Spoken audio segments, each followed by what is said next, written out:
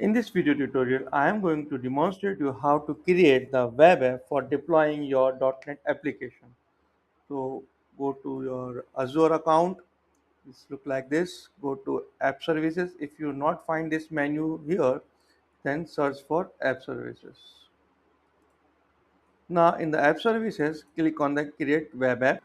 In the web app, create the new resource group, or you can use the existing one. If you are new to, then create the new resource group.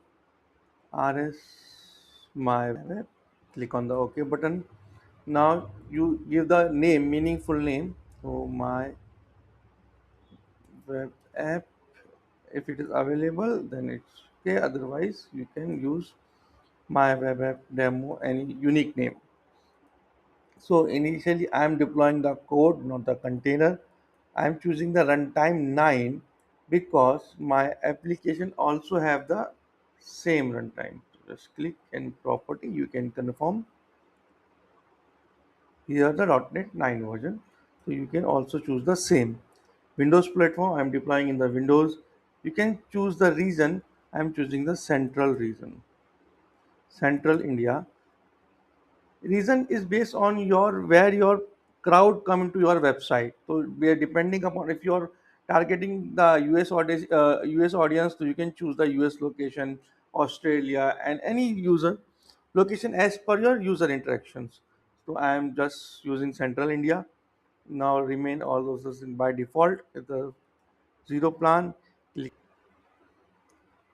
Now it is a review. You have chooses .NET Runtime 9 deployment, the code, your web app name, your memory allocation, all those is display here.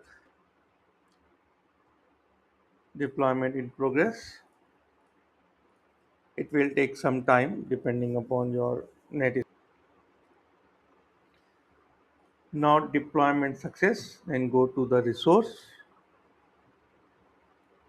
Now here your default URL. Just click on that URL.